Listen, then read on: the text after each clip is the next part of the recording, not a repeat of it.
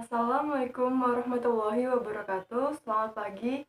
Saya Mentari Widyandini dari jurusan Akuntansi, Prodi Akuntansi Manajerial. Pada kesempatan pagi hari ini, saya akan membahas tentang sejarah dan teori perkembangan ilmu manajemen. Jadi sebelumnya perlu diketahui bahwa ilmu manajemen adalah kemampuan seseorang dalam mengatur sesuatu agar tujuan yang ingin dicapai dapat terpenuhi. Jadi, ilmu manajemen telah dilakukan sejak ribuan tahun yang lalu. Hal ini dibuktikan dengan adanya piramida di Mesir yang dalam pembuatannya tidak akan tercapai tanpa adanya seseorang yang merencanakan. Ini merupakan salah satu bukti praktik manajemen yang dilakukan pada zaman dahulu. Kemudian, pada tahun 1946, Peter F. Drucker disebut sebagai Bapak Ilmu Manajemen. Dan beliau menerbitkan salah satu bukunya yang paling awal tentang manajemen, yaitu Konsep Koperasi. Ilmu manajemen timbul karena terjadinya revolusi industri di Inggris pada abad 18 yang menandai digunakannya mesin menggantikan manusia. Sehingga kegiatan produksi pada saat itu berpindah.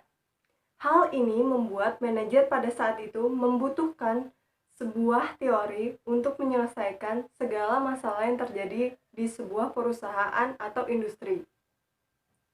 Kemudian, pada abad ke-20, seorang industriawan dari Prancis yang bernama Henry Fromm mengajukan 5 fungsi utama ilmu manajemen yang kemudian digunakan sebagai kerangka kerja pada pertengahan tahun 1950 dan digunakan hingga sekarang.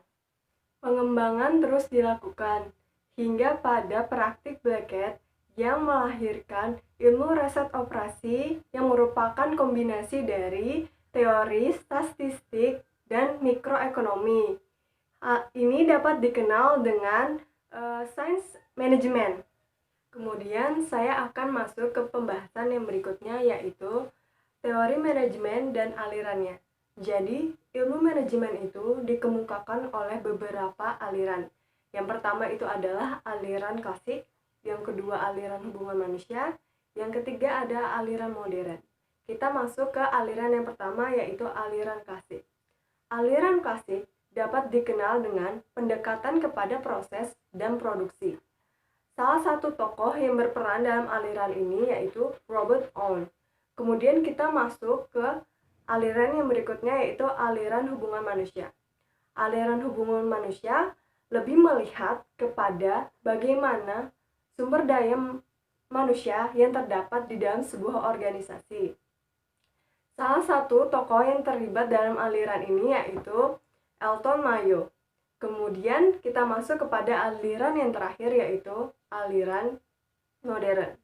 Aliran modern adalah aliran yang pada masa periodenya sudah ditandai dengan dipelajari manajemen sebagai ilmu yang memiliki dasar pemikiran logika ilmiah sehingga melibatkan berbagai ahli dalam bidang ini sehingga menghasilkan berbagai aliran.